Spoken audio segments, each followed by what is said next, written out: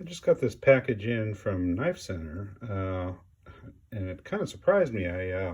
They did send me an email, turns out, notifying me that this had shipped, but I didn't notice that. I wasn't expecting anything because this is something I ordered months ago. When you order something from Knife Center that is not in stock but is expected to return to stock, or that has been announced but not released yet, you can place a pre-order, and it'll just sit there, your order, until, if it's got some items that are in stock and one item or more that are not in stock, the order will just wait until they've got everything in stock, and then they'll ship it out. And which has advantages and disadvantages. Some places don't let you place an order for things that are not in stock. Knife Center does. Anyway, I had forgotten that I ordered this stuff. Well, actually, I hadn't completely forgotten. I just it had been so long that I stopped anticipating it.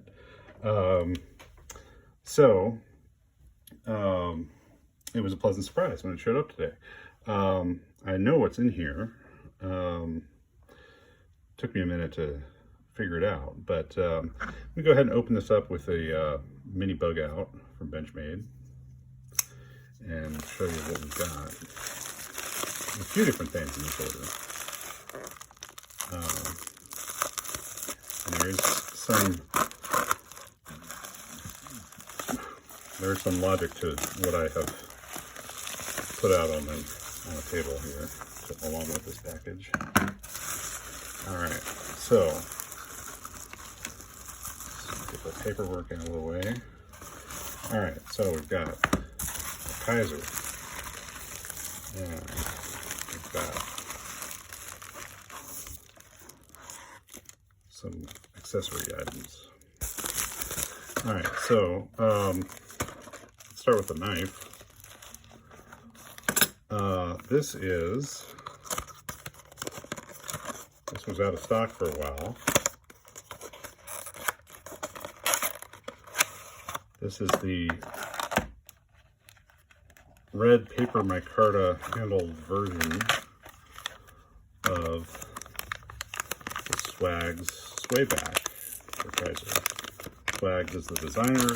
She used to be sort of a spokesperson for Smoky Mountain Knife Works, and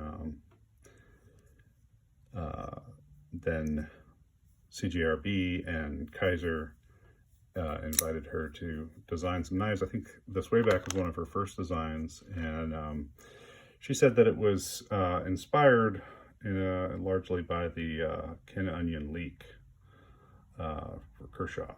And you can see some of that design lineage in here. Of course, that knife is not a button lock like this one is, but it's similar. It's a Warncliffe, and it has flowing lines.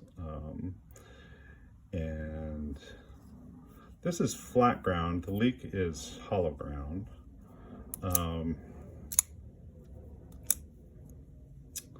And the leek is assisted, whereas this is not assisted, but it's very snappy. It's a very snappy flipper. This one has paper micarta handles. There have been several iterations of this knife. I just want to show, this is another Swags design for, is this also Kizer? I believe it is, yeah.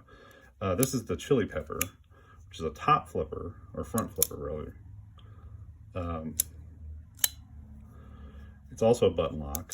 This has G10 scales, red G10, which looks quite a bit different than the red paper micarta on the Swayback. It looks like this is a little dried out. Probably if I rubbed a little mineral oil in there, this would darken up and look a little more vibrant. But there are several iterations of this knife.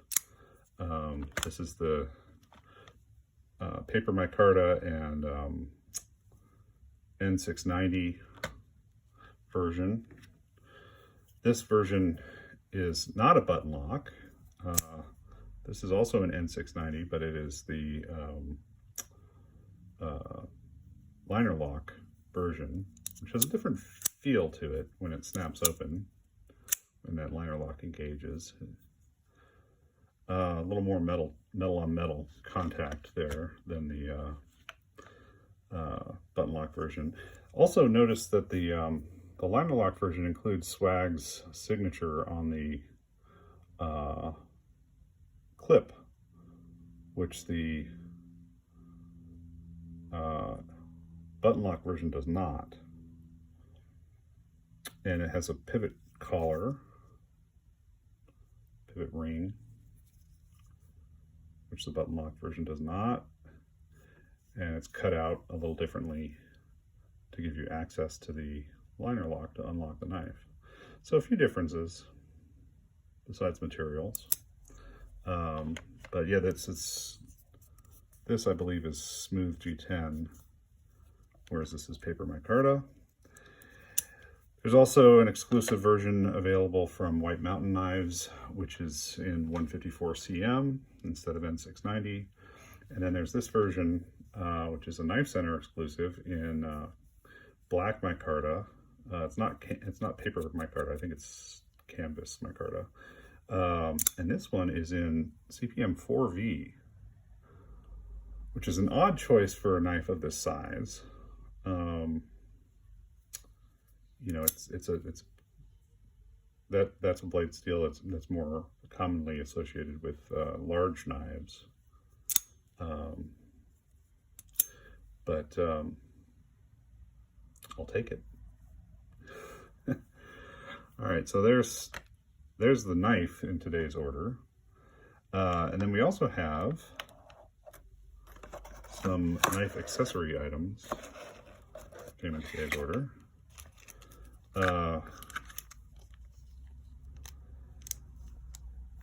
This is a set of purple titanium thumb studs for the Demko 80-20.5. So those will replace the black ones on this knife. And then I got one other goodie in here that is a knife accessory rather than a knife. I got this set of Chidori scales from Berkshire Forge. These are titanium with this interesting treatment. Gives it this kind of complex, multicolored pattern to it. And I'm going to replace the scales on this Bugout, Mini Bugout, with these Chidori ones. So instead of orange polymer, we'll have titanium. So I'm going to go ahead and do that swap right now, that scale swap. And I guess I'll leave the video running. Hopefully it won't take me terribly long. I'm going to use this little Work Sharp tool kit that was a freebie, a promo that Knife Center was giving away with some orders a while back.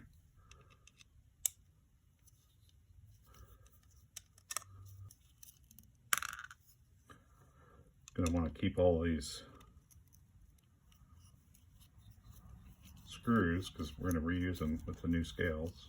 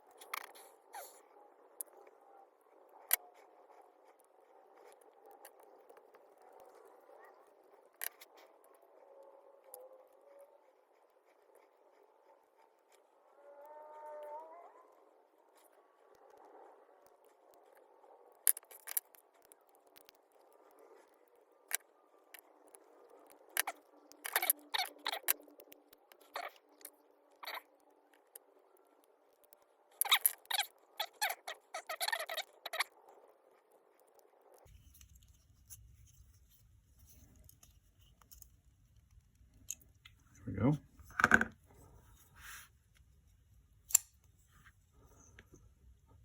And there we go. Completely transformed the look of the knife. And actually, I think it looks really good with those orange backspacers. Now I do have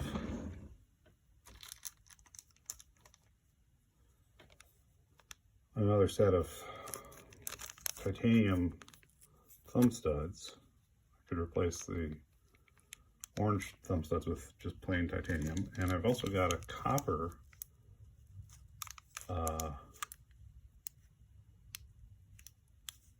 axis lock